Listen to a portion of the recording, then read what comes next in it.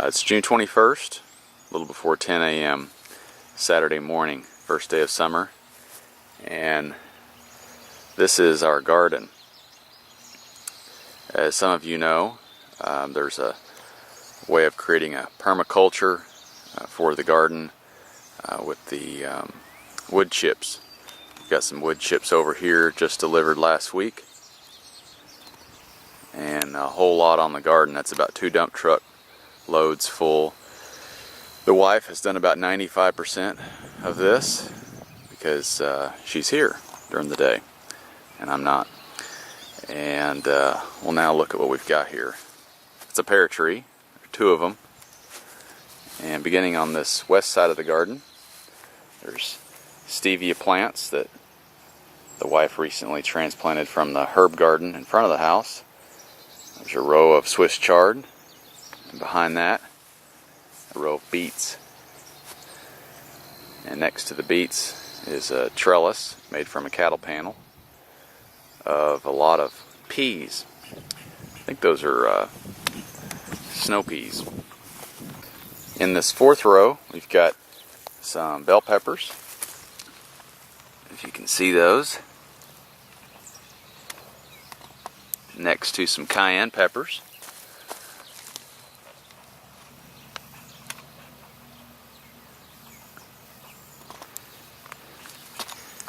next to some beans, or wait a minute, well, I guess that's more peppers, and then a lot of broccoli. You can see the bugs have gotten some of this, but overall it's doing pretty well.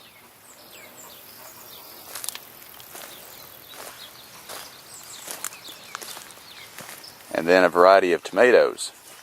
We've got some sausage tomatoes. First year for us to grow those. Some marigolds to help keep away some pests. And then more traditional round tomatoes. I don't know the variety. Wife probably does. And then large zucchini plants. They have grown to tremendous stature, in my opinion. This is one watermelon plant that has spread at least 10 feet just north of the zucchini.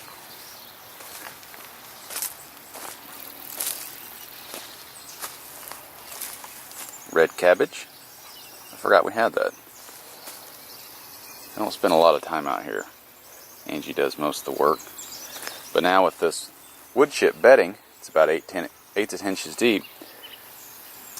It's very little work as far as weeding, and water consumption is down about 90%. As you may have seen in previous videos that Angie's done, we haven't turned on our watering drip system for weeks now, ever since we've put down the bedding. Got several rows of corn. This corn variety has multiple stalks, so you don't just get one center section with ears on it.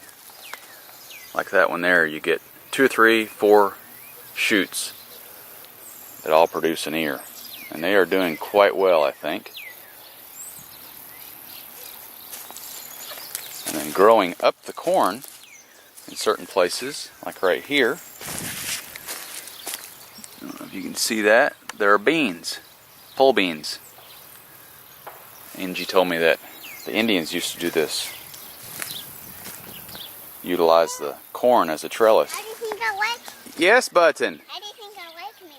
How do you think you like me? I think I like you very much. You have a little dress on. You have a beautiful dress on. Yeah, it's so nice. Such a beautiful morning. It has roses. Yes, it does. 2 roses on it. Uh-huh. Is this corn? It is. It's nice corn. I think so too. Yeah. It's growing very well, isn't it? It's tall as you are. Yeah. Over here, it's almost as tall as I am. Yeah. These are our pears that I mentioned earlier. Here's a close-up of the fruit. Angie did a great job pruning these several weeks ago, months ago actually. got two, so they fertilize each other. Yeah. And this is, on the far east side of the garden, a big row of strawberries, from which Button has harvested several. Isn't that right, Button? Yeah. Oh, there's a strawberry. Hey, there's a strawberry, that's right. Yep. Is it right? So I think this is about 900 square feet. And we're about to extend the area from this south side using the wood chips. And we're probably going to plant a patch of potatoes right here. Last night in Tahlequah, I picked up 3 IBC totes to store rainwater. Oh, I like these toads. You do? Yes, I do. I like them. I'm going to... I like them a lot. Okay, Button, just a second. I'm going to place them Ooh. one each under the downspouts on our new shop, which in a heavy rainfall should capture a lot of water up on that roof. And if it works well, I may get 3 for the other side where there are 3 more downspouts. These each hold 275 gallons. I've yet to figure out how I'm going to get the water from the downspout into the top of the tank. Probably use garden hoses out the spouts to irrigate whatever. Fill up the cow trough, goat trough when we get those. This patch of ground here in the backyard on the south side of the house, this is bare. Hello, Calvin. Because this is where the shed, which the former owner of the home built, was located. Hey, Dad, you like to run around barefoot? The shed is now located on the east side of the property, just to the east of these giant pecan trees. And you can see it's crooked. It did survive the move, but not without some damage. So I'm going to rebuild that, and it will become a 12-foot by 18-foot chicken coop. It's probably the most elaborate, or at least expensive, chicken coop ever. But since we have the shop now, we don't have need for this little building to store anything. And so that will be the home of about 50 chickens, God willing.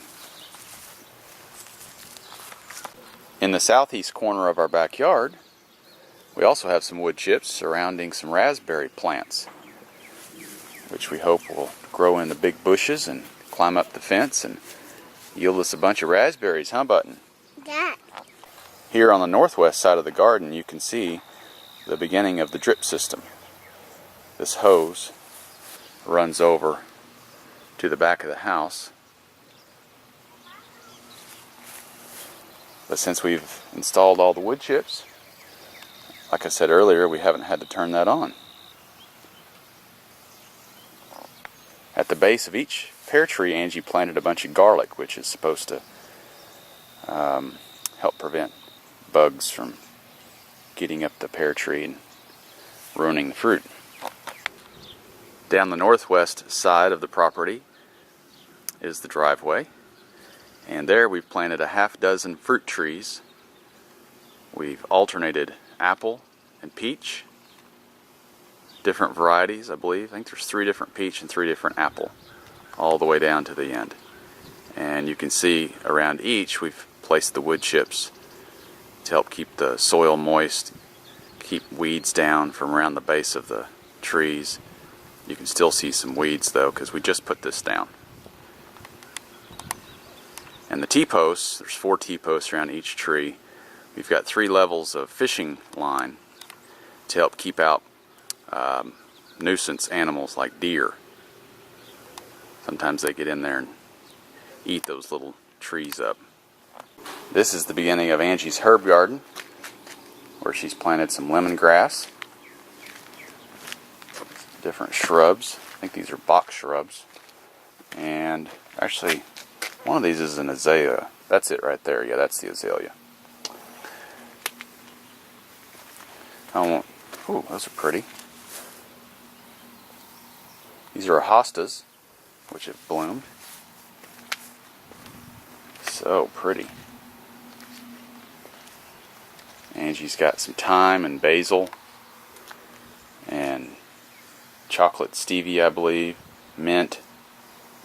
Or maybe it's not chocolate stevia, maybe it's chocolate mint, I can't remember. But she's got several different herbs planted here. Got a hydrangea in the back, rose bush.